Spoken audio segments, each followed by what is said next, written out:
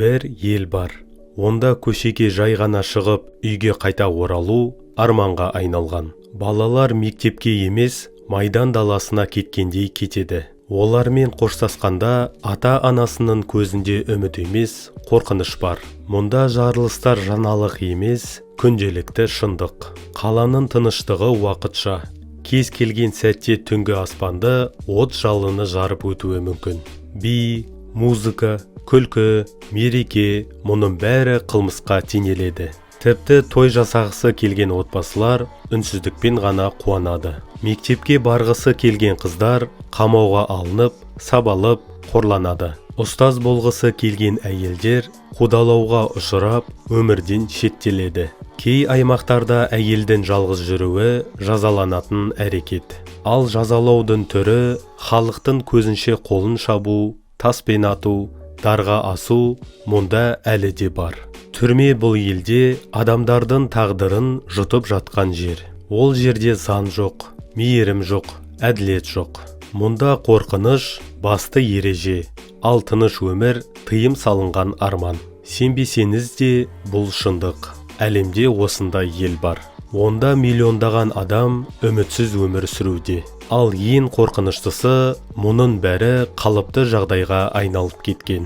Жарылыстарға да, өлімге де, әділетсіздікке де бой үйренген. Бұл жай ғана ел емес, бұл үміті үзілген халықтың мекені. Бұл Ауғанстан мемлекеті. Бүгінде әлемдегі ең қауіпті мемлекеттердің бірі.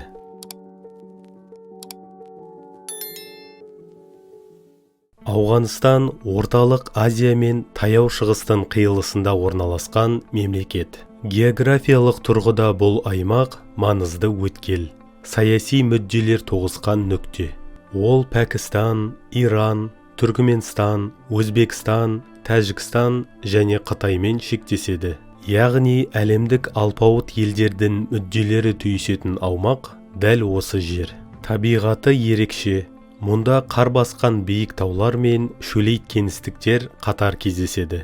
Ел аумағының 70%-дан астамын таулы аймақтар құрайды. Бұл тек табиғи көрініс емес, елдің инфрақұрылымын дамытуға кедергі.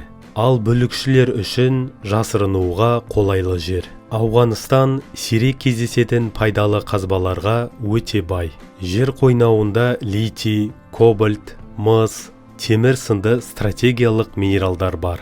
Сарапшылар бұл елді тіпті жаңа Сауд Арабиясы деп те атайды.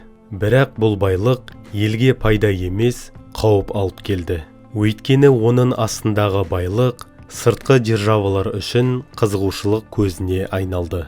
Тарихқа көз жүгіртсек, бұл аймақ ежелгі ұлы жібек жолының бойында жатқан түрлі өркениеттер мен империялардың шайқас алаңы болған мекен. Ахеменидтер, Александр Македонский, Моғолдар, Британия, Ресей империясы, КСРО, ақш әр қайсысы осы жерді бақылауға ұмтылды.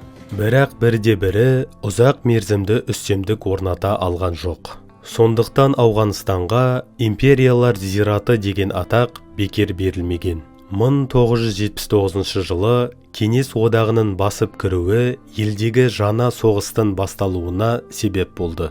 10 жылға созылған бұл қақтығыс миллиондаған адамның өмірін жалмады. КСРО әскерлері кеткен соң, ел ішіндегі азаматтық соғыс басталып, талибандар билікке келді. Бұл кезеңде де халыққа тыныштық бұйырмады.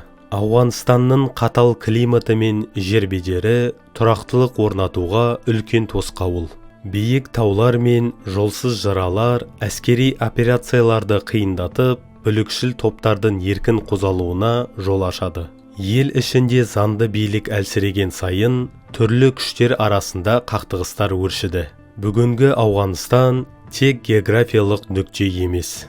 Бұл ғасырлар бойы жаугершілік, сыртқы басқыншылық, ішкі алауыздық пен тұрақсыздық тарихының куәсі.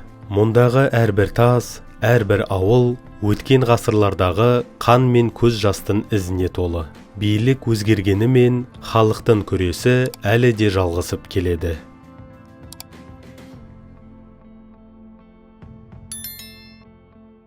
Ауғанстанның тарихындағы ең үлкен бетбұрыстардың бірі 2021 жылдың тамызында орын алды. ақш пен НАТО күштері елден толықтай шығып кеткеннен кейін талиптер билікті тез әрі қарсылықсыз басып алды. Бұл бүкіл әлемді таңғалдырған әрі алаңдатқан оқиға болды. Тек бірнеше апта ішінде Ауғанстанның ірі қалалары бірінен соң бірі Талибанның қолына өтті. Көпшілікке ең есте қалған сәт Кабул әуежайындағы дүрбелең. Мыңдаған адам елден кетуге тырысып, ұшақтарға жармасып, тіпті кейбіреулері ұшып бара жатқан ұшақтан құлап қаза тапты. Бұл ел ішіндегі үрейдің, сенімсіздіктің айқын көрінісі еді. Талибан билікке келген соң, өздерін жаңа, жұмсақ күш ретінде көрсетуге тырысты. Олар халықаралық қауымдастыққа әйелдердің құқықтарын қорғаймыз, бақ бостандығы мен жалпы қауіпсіздікті қамтамасыз етеміз деп уәде берді. Алайда бұл уәделердің көпшілігі сөз жүзінде қалды. Бірнеше апта ішінде-ақ әйелдердің жұмыс істеуіне, жоғары білім алуына тыйым салынды. Қыздарға мектепке баруға рұқсат берілмеді. Көптеген журналистер қуғындалып, тәуелсіз ақпарат көздері жабылды. Музыка, би, өнер, барлығы дерлік арам деп танылып, қатаң шектеуге ұшырады. Талибанның билігі кезінде елде негізгі құқықтар шектеліп, қорқыныш атмосферасы қалыптасты. Қоғамдық жазалаулар, тікелей эфирде көрсетілген жазалар, өз пікірін айтқаны үшін қамауға алынған азаматтар, осылардың барлығы режимнің бет-бейнесін көрсетті. Халықаралық ұйымдар Талибан үкіметін мойындауға асықпады. Себебі олар демократиялық құндылықтарды бұзып, адам құқықтарын аяққа таптап отыр. Соның салдарынан Ауғанстан шет елдерден көмек алу мүмкіндігінен айырылды. Талибан билігі орнағаннан бері елде гуманитарлық дағдарыс күшейді. Азық-түлік жетіспеушілігі, жұмыссыздық, инфляция, медициналық көмекке қолжетімсіздік күнделікті шындыққа айналды.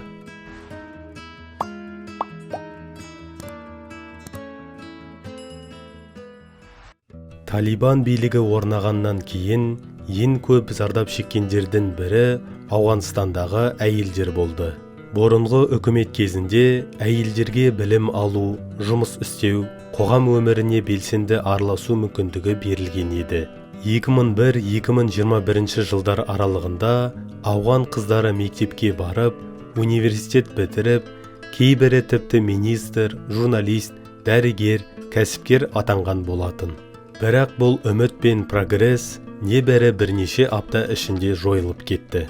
2021 жылдан бастап Талибан үкіметі әйелдердің құқығын шектеу туралы бір қатар жарлықтар шығарды.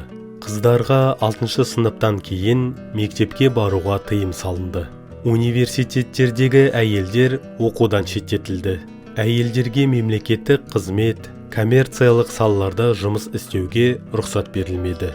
Қоғамдық орындарда әйелдердің бетін толық жауып, ер адамның сүйемелдеуімен ғана жүруі міндеттелді. Бұл тек шектеу ғана емес, еркіндіктің толық жойылуы еді. Қыз-келіншектер үйден шығуға қорқады. Тіпті базарға бару, ауруханаға бару да қауіппен байланысты. Білім тоқтады. Көптеген жас қыздардың арманы бір күнде күл-талқан болды. Мектептер жабылып, мұғалімдер қудаланды. Қыздардың білім алуына тыйым салу, бүкіл ұлттың болашағына балта шабу деген сөз. Медицина күйреді. Әйел дәрігерлердің жұмыс істеуіне тыйым салынғандықтан, әйел науқастарға медициналық көмек көрсету қиындады. Ауылдық жерлерде босану кезінде ана мен баланың өлімі күрт артты. Көптеген ауруханалар халықаралық көмектен айырылып, жабылып қалды. Немесе ең қажетті дәрілерден тапшылық көруде. Көптеген әйелдер мен қыздар ауыр депрессия мен күйзеліс жағдайында өмір сүріп жатыр. Тіпті дүниежүзілік денсаулық сақтау ұйымының есебінде Ауғанстанда әйелдердің психологиялық денсаулығы ауыр дағдарыс шегіне жеткені айтылды. Ауған әйелдерінің бүгінгі жағдайы 21 ғасырда болмауы тиіс қайғылы шындық. Бұл тек гендерлік теңсіздік емес, бұл адамзаттың ар намысына жасалған қысым.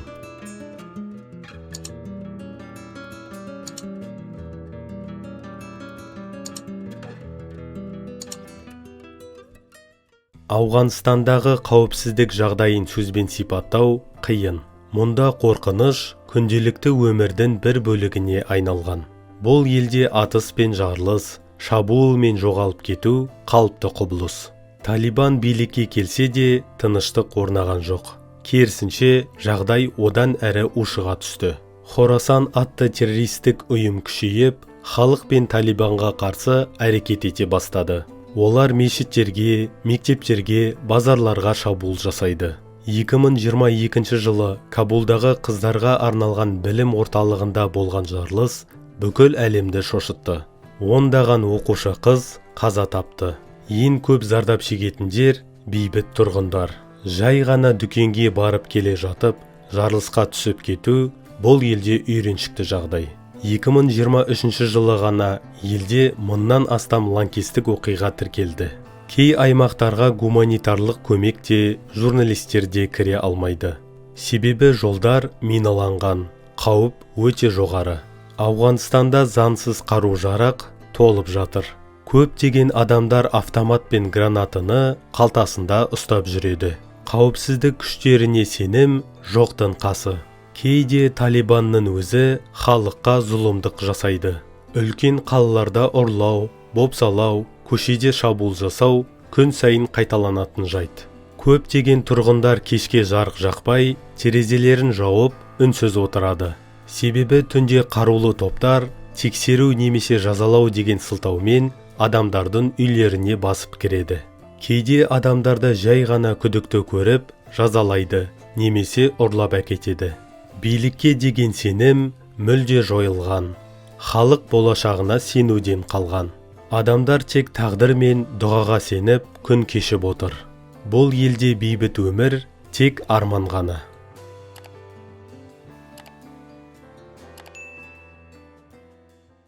Ауғанстанның экономикасы жылдар бойы соғыс пен тұрақсыздықтың құрбаны болды. Елдің негізгі табыс көзі ауыл шаруашылығы.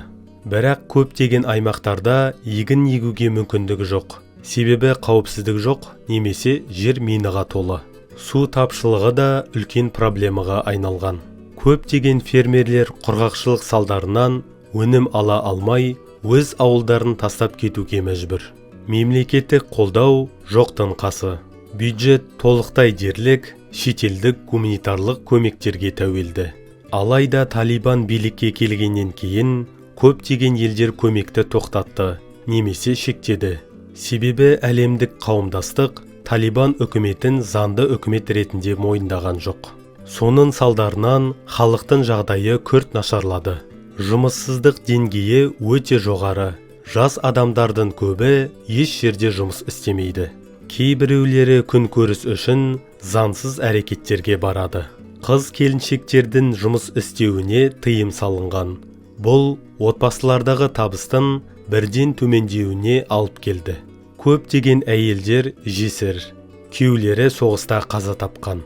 Бірақ олар заң бойынша жалғыз жұмыс істей алмайды. Базарлардағы баға үнемі өсіп отырады, ал халықтың табысы өзгермейді. Күнделікті тамақ сатып алудың өзі кейбір отбасылар үшін үлкен мәселе. Қалада тұрғанның өзінде жұрттың көбі қайыр сұрауға немесе ұсақ-түйек сату арқылы күнелтуге мәжбүр. Ал ауылды жерлерде аштық белең алған.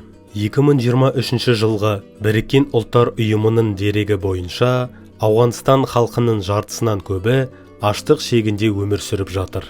Балалар дұрыс тамақтанбайды, сондықтан ауруға жиі шалдығады. Медициналық көмек те жоқтың қасы. Дәрігерлер елден кетіп жатыр. Қарапайым дәрі-дәрмектің өзі қол жетпейтін арман. Көп адам күнделікті өмірді аман-есен өткізудің жолын ғана ойлайды. Болашақты жоспарлау тек бай елдерге тән артықшылық сияқты. Ал бұл елде тек бүгінгі күнмен өмір сүру ғана қалыпты жағдай. Ауғанстанға әлем елдерінің көзқарасы күрделі әрі екі ұшты. Көп мемлекеттер бұл елге аянышпен қарайды, бірақ көмектен бас тартқан. ақш пен Еуропа елдері Ауғанстанға көмек көрсету үшін адам құқықтарының сақталуын талап етеді. Әсіресе әйелдердің құқығы мен білімге қолжетімділік басты талаптардың бірі. Бірақ Талибан бұл талаптарды орындауға асығар емес. Біріккен ұлттар ұйымының деректеріне сәйкес, Ауғанстан әлемдегі ең нашар гуманитарлық дағдарысқа ұшыраған елдердің бірі. 2024 жылғы есеп бойынша 40 миллион халықтың 29 миллионы гуманитарлық көмекке тәуелді. Олардың жартысынан көбі балалар мен әйелдер. Елдегі жағдай тұрақтанбайынша бұл көрсеткіштер тек өседі. Біріккен ұлттар ұйымы мен Қызыл Крест сияқты ұйымдар елге азық-түлік, дәрі-дәрмек және медициналық көмек жеткізуде. Бірақ бұл көмектердің де қолжетімділігі шектеулі. Көптеген аудандарға гуманитарлық ұйымдар қауіпсіздікке байланысты кіре алмайды. Оның үстіне кейбір аймақтарда көмек Талибан арқылы ғана жеткізіледі. Бұл сенім тудырмайды. Кейбір жағдайларда көмек тауарлары қара базарға шығып кетеді. Біріккен ұлттар ұйымы мәліметтері бойынша 2023 жылы елде 3 миллионнан астам адам ішер ас таппай қалған. 1 миллионға жуық бала тамақтану тапшылығына байланысты шұғыл емге мұқтаж болды. Әлемдік ұйымдар бұл жағдайды дабыл деңгейіндегі гуманитарлық апат деп бағалаған. Сонымен қатар көптеген елдер ауған босқындарын қабылдаудан бас тартып жатыр. Себебі қауіпсіздік мәселелері мен радикалдану қаупі әлемдік алаңдаушылық тудырады.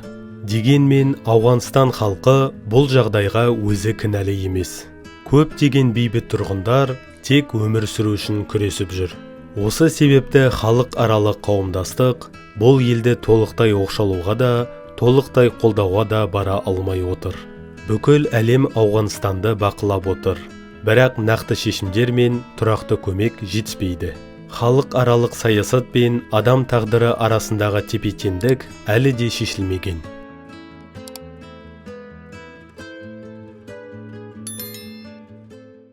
Ауғанстан жай ғана бір елдің трагедиясы емес. Бұл бүкіл әлемге сабақ. Мұнда болып жатқан жағдайлар тек ауған халқына ғана емес, жаһандық қауіпсіздік пен гуманитарлық әділеттілікке де әсер етеді. Ауғанстанның тағдыры соғыстың, экстремизмнің және адам құқықтарының бұзылуының нақты мысалы.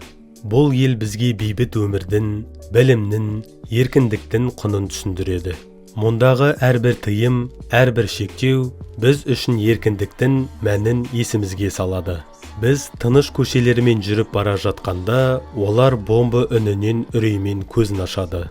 Біз білімге қол жеткізуді қалыпты деп есептегенде, олар кітап үшін жанын береді. Біз өз ойымызды еркін жеткізгенде, олар үнсіздікке мәжбүр.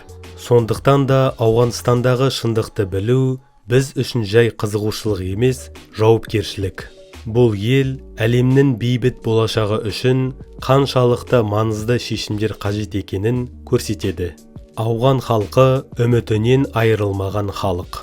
Олар үміт күтеді, олар әділет күтеді, ал біз көрермен ретінде тек қарап отырмауымыз керек. Кем дегенде түсінуіміз керек, қабылдауымыз керек. Өйткені олар да адам. Және бұл планета бәрімізге ортақ. Ауғанстанды тану, бейбітшіліктің, адамгершіліктің және болашақ ұрпақ үшін дұрыс әлем құрудың алғашқы қадамы. Бұл видео жай ақпарат емес, бұл үндеу. Үнсіз жатқан шындықты естуге дайын жандар үшін. Сіз ойланған болсаңыз, мақсатымыз орындалды. Ал егер бұл видео сізге әсер етсе, оны бөлісіңіз. Себебі әр адамның да көз қарасы өзгерсе, бұл әлемде өзгереді. Арнаға қолдау білдіріп, арнаға жазылып, лүпіл басып, пікір қалдыруды ұмытпаңыз.